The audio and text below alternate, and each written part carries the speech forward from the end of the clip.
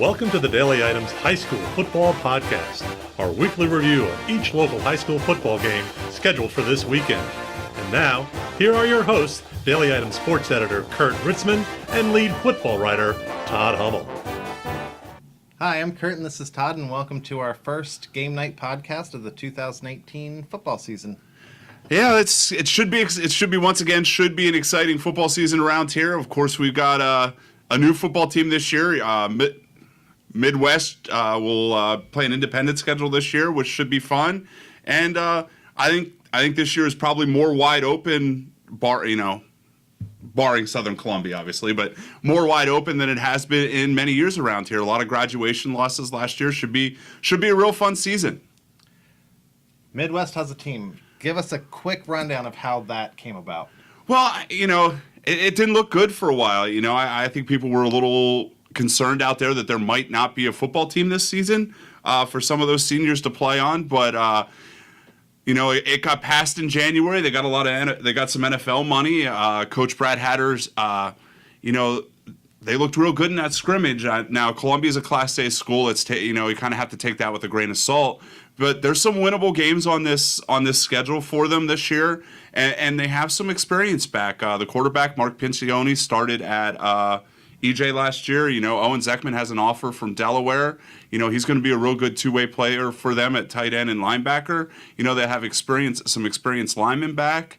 Cameron Klein's a real good athlete at running back, and they're real high on the other kid at tailback too. So I think it's going to be an interesting season. Now the schedule's a little tight for them. I mean, the first game, Marion Catholic's obviously a perennial power in Class A down in District 11, and then they follow up with Blue Mountain, who has been pretty good for the last 10 or 15 years.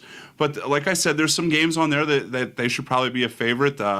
They host Nativity BVM in October, who's a Class A school, and also a team from Pittsburgh on a Saturday afternoon that didn't have enough kids to field a team last year. So it will be interesting to see how some of this shakes out. And in Class 4A, there's not a lot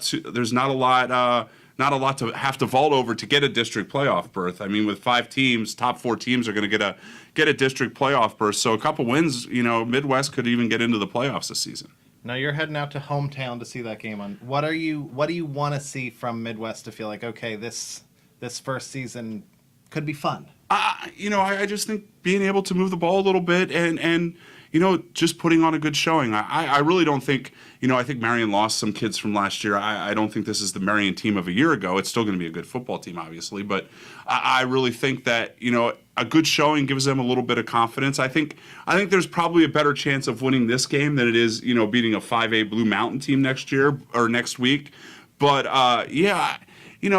it's going to be interesting to see, how it travels, how Midwest travels for this game. It's also going to be interesting how they handled emotionally. I mean, obviously these kids have been waiting for many years to play on their own football team, and it's going to be interesting. Are they going to be too emotional for that game? What happens in that first quarter? Because if they're able to kind of control that, and I asked Coach Hatter about that when we talked about it a little bit, and they get that long bus ride down there, and that's kind of a chance, maybe to settle in and think about it and kind of get those nerves quelled, because there's a lot of hills on the way to Marion Catholic. So, so I think it just should be it should be an interesting game. And I think it's going to be one of those things where they had some equipment issues out there. So, they didn't really. They got helmets and home jerseys last week? Yeah, helmets and home jerseys and shoulder pads. So I think some, in some ways they're a little bit behind. So I think we'll see the best version of the Midwest team probably a couple weeks into the season. And that 9 games on the schedule, what kind of impact, if any, is that going to have on them being able to grab one of those playoff spots? Well, I think with the power rankings thing, I think going to a power rankings this year, I think it's a little less of a issue because I haven't really gotten any word on exactly what how they're going to do it. But I think with less games, I think a power ranking really helps them more than a points would, because they lose possibly a win in that 10th game, they get a couple extra points. But I think with the power rankings and some of the schools they play, I think they should be all right. You mentioned Southern Columbia defending Class 2A state champs. They open at Bloomsburg University against Bloomsburg on Friday. Any concern? No, not really. I think the thing with the Panthers this season is they lost a lot to graduation. Numbers are a little down. They have some players back. Some people, Hunter Coulter gave some teams a fit last year. He's back. But I think for the Tigers, they're not looking ahead. But, the week 2, 3, and 4 is where you're going to get more of a read on how good the Tigers are with Selinsgrove, or with Mount Carmel, Selinsgrove, and then Shamokin in homecoming on week 4 with Henry Hajnowski returning to Tiger Stadium. So, I think that's more what they're pointing for to see what they have this season. I mean, between Gage Garcia, Stone Hollenbach, Julian Fleming, there's not only the district, but there's probably not an offensive trio in the state that good.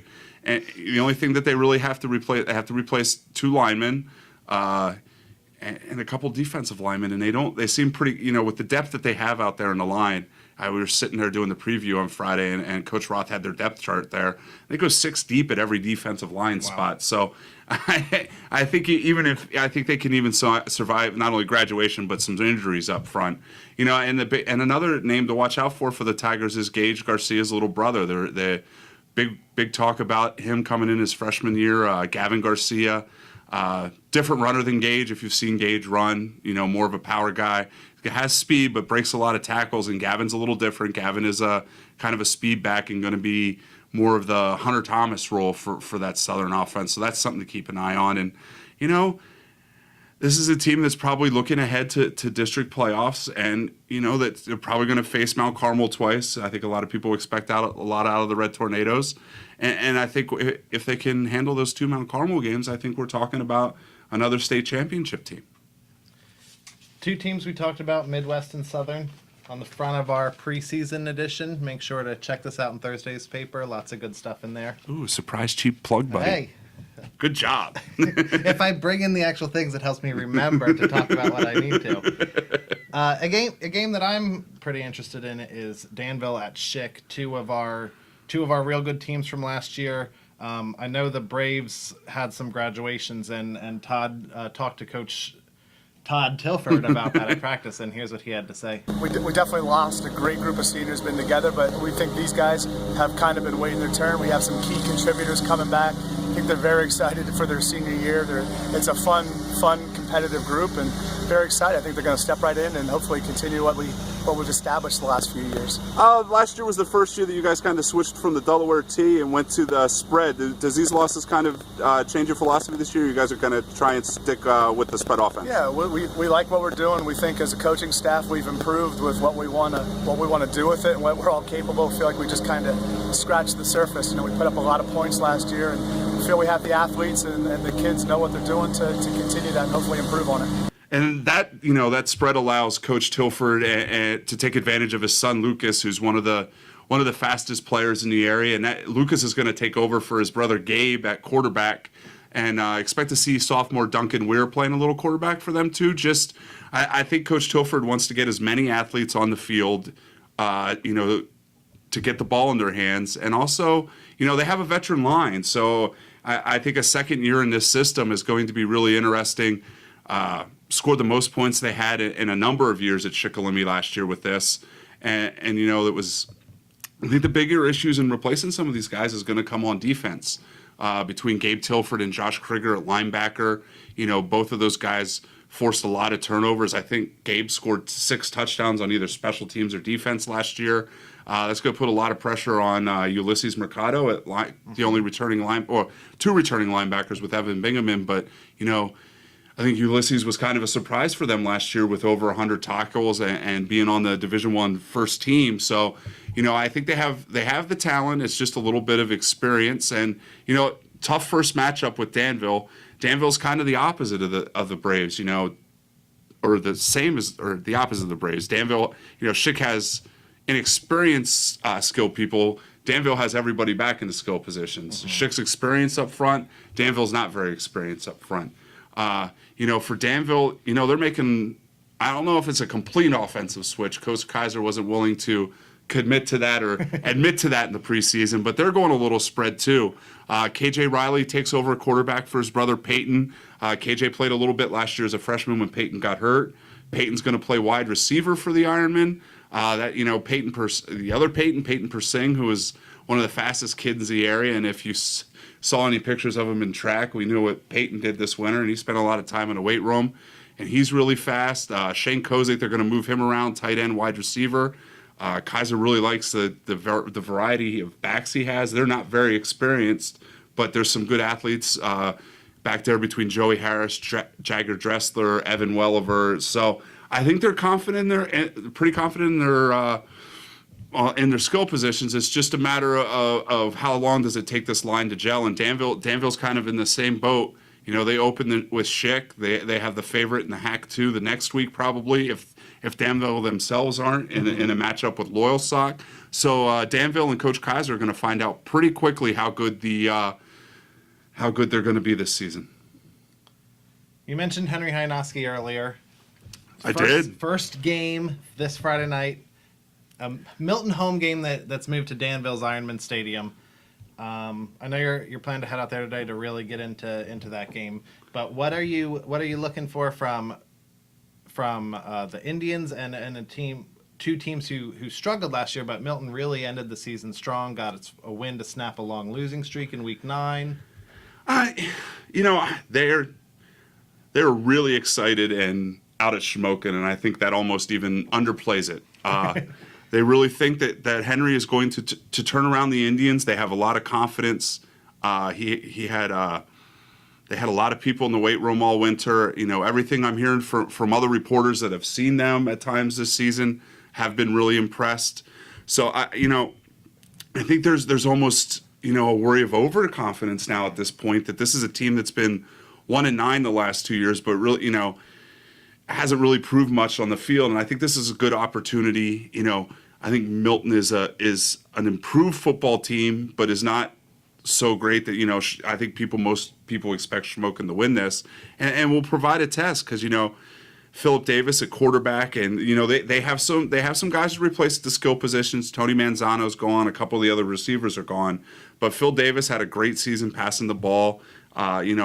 He wants to be a little more accurate. He was a bit under 50% last year. If he's a little more accurate, this Milton team has a chance to win some games. I think other than the top of Division II between Danville and Loyalsock, I think you could put Montoursville, Mifflinburg, and Milton in the hat and be an unknown who's going to be the third team in that league. And you finish third in that league, and I think you got a shot at a playoff. So. Okay. I think Milton has every right to feel that they have a shot at being in third place at the end of the season. But I really think, with the way they're talking out at Shamokin, though, that I think the Indians are going to be one of the surprise teams of the year. How much of a surprise? They still have Southern, they still have Mount Carmel. They play Selinsgrove and Schick in the division. It's going to be interesting to see once we get to that point how the Indians match up. Let's talk about Selinsgrove Lewisburg squaring off week 1. Did you pick Lewisburg to win that division?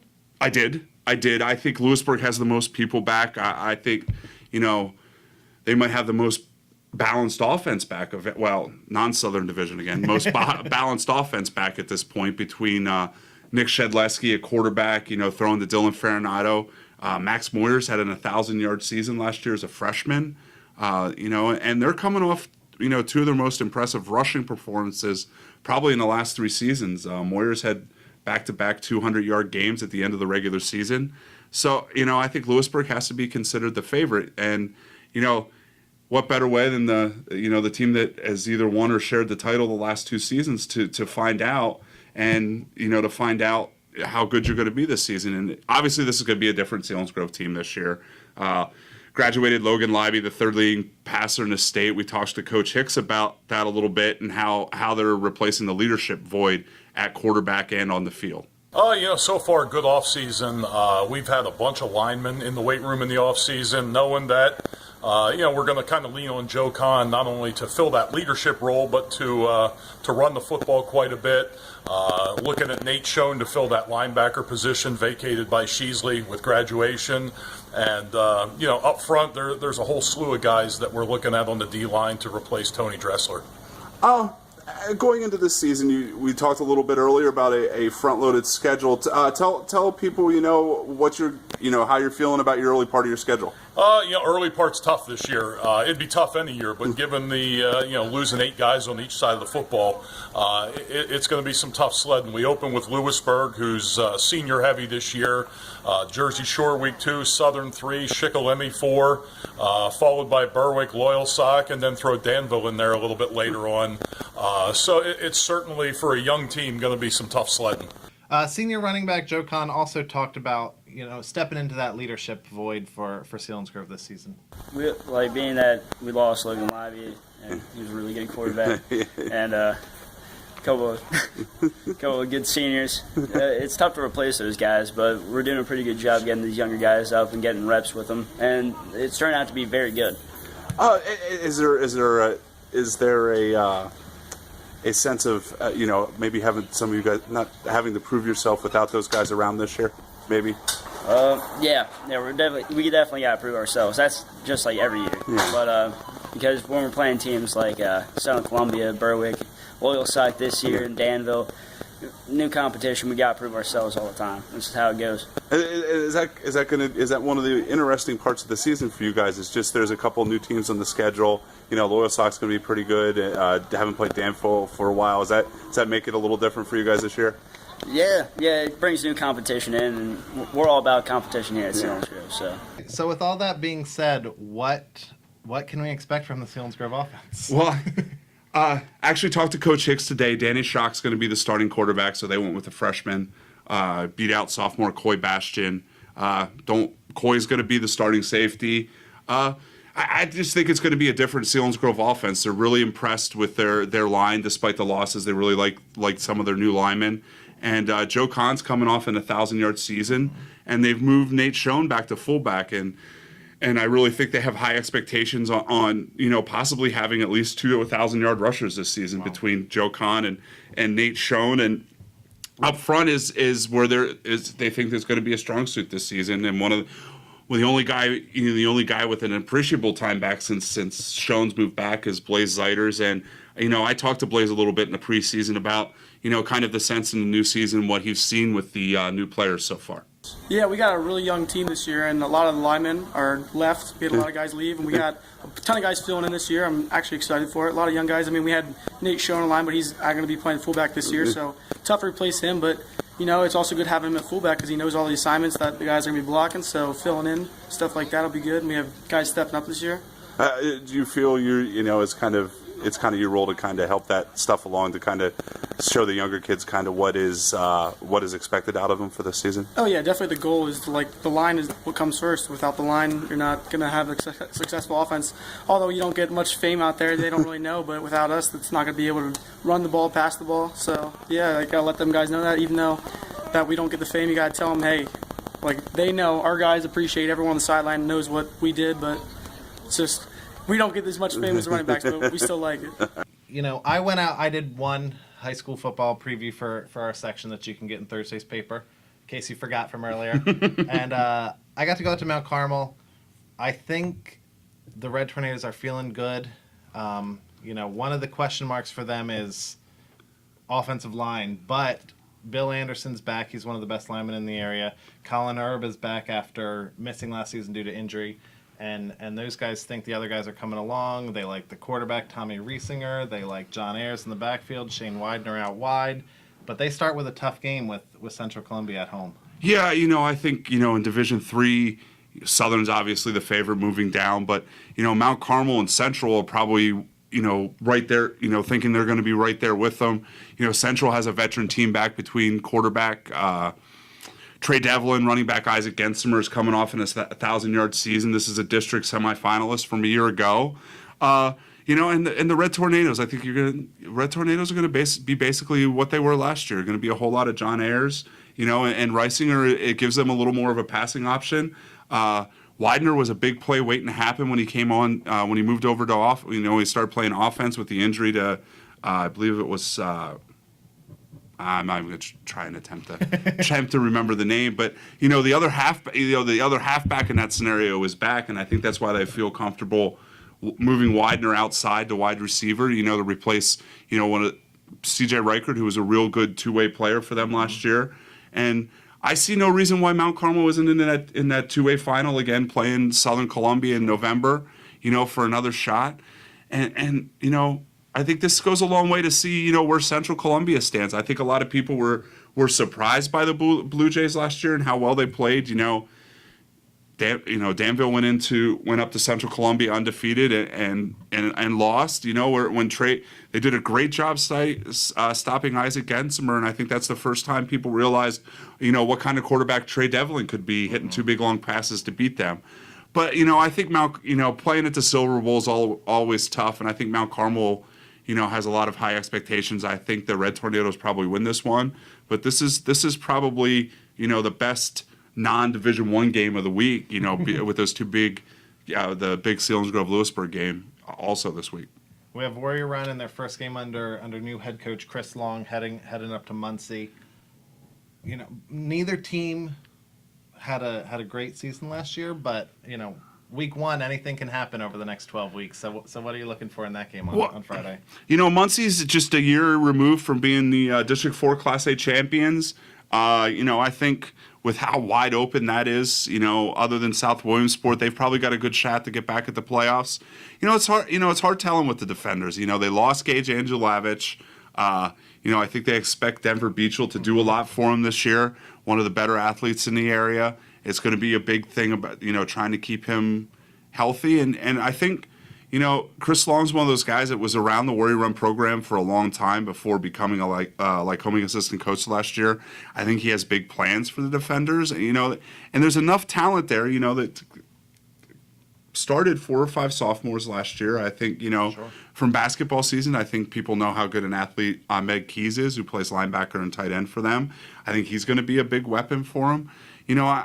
I'm interested to see, I'm just interested to see, I think the parts are there for Warrior Run to surprise people this season. It's just a matter of, moving into Division II.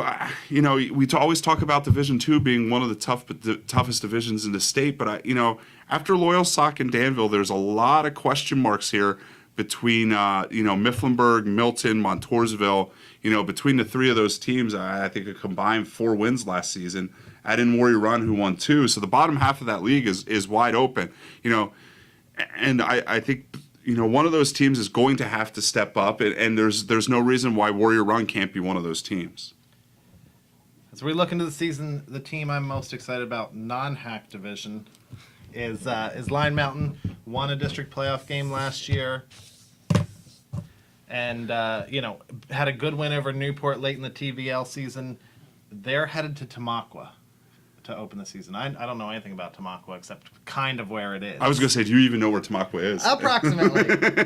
Tamaqua has been one of those teams that has been okay the last couple years, down in District 11. I think, 2 years ago they competed with Lehighton for that anthracite title. I think they were a little down last year. Going to be an interesting test for Line Mountain. They have lost Brendan Kreger, but one of the top, quarterbacks in the area, Evan Herb, I think, in his first year last year was pretty impressive. And Brevin Dirk's one of the top athletes in the area returning. So that'll the offense, and I think will be okay. Where the problems are going to come for the Eagles is only 3 starters back on defense, and that was one of the major keys last year when they went on their run. They did a great job up at Wellsboro, upsetting the undefeated top seed Hornets on their home field, and they did it with defense. They did a good job. They knocked the 1,000-yard rushing and passing quarterback out of the game, really limited Wellsboro's offensive opportunities. So I think that's where they're going to struggle, at least maybe not struggle, but I'm sure Coach Mike Carson, Brandon's dad, who's the defensive coordinator now, is probably still wondering where they're going to get some what holes they're going to fill. They got to they have to replace Chris Caperna, who had almost 140 tackles last year. Players like that, so that's going to be the big thing for the Eagles is where replacements on defense. But I think the Eagles have high hopes for the season and really expect to compete with Newport and Williams Valley for that Tri-Valley League title this season. Then we have Millersburg looking for small victories on their way to winning a game, snapping a long losing skid headed to Nativity. How much a chance do you give them Friday night? This is where we're going to find out. I think this is one of the winnable games later in the season for Midwest as this Nativity team. And I think Millersburg has a shot against this team. I think Millersburg is in the same boat they were last year. If they stay healthy, there's some athletes there. They I don't want to say okay, but it shouldn't be the death march it was last year as kids kept getting hurt and ended up not playing the last game of the season. And, just from, I was at the Shore for TVL Media Day, which doesn't seem that long ago. And, just from reading what Mike Bullock had down there, it seems like, the kids have bought in. The kids didn't use that as last season the excuse. The guys that are back were in the weight room all summer. So it'll be interesting to see what Aaron Ray can pull off there. And, the bottom half of that TVL sometimes isn't very good. I mean, don't take nothing away from Williams Valley and Lime Mountain and some of those teams, but, some of those smaller schools struggle sometimes in the Tri-Valley League. So if you can figure something out, there are some wins there. And Millersburg's in a small, in Class A in District 3 that, is a small enough district that, if you get a couple wins together, you got a shot at a playoff berth. But, just the way the season's gone, I think we have to wait and see what really this Millersburg team has this year. Okay. We mentioned the preseason preview in Thursday's paper. We have week 1 of game night in Friday's paper. And the only game we didn't touch on there, Chris Nagy has already previewed for Friday's paper. And we'll touch on it now. Mifflinburg hosting Hughesville. Mifflinburg coming off a playoff berth after going 2-8 in the regular season last year. Well, it's interesting to see this Mifflinburg team. I felt a lot of confidence in that preview story, and the last couple of years they've had a lot of offensive talent. And I don't think this is any different. It's just it's depth, it's injuries, and that seems to be solved after only a couple. Finishing with 20 kids last year, they 46 out this year for Mifflinburg. Line play is going to be a thing. They lost a 3-year lineman who transferred to Southern, Seth Pletcher, who we'll touch on that. Ruled ineligible by District 4, but the appeal is in front of the PIAA right now. No timetable when they're going to rule on that stuff. But, Gary DeGroat Jr.'s back at quarterback. Riley Stahl probably had one of the more underrated seasons of anybody last year at wide receiver and linebacker. Stay healthy.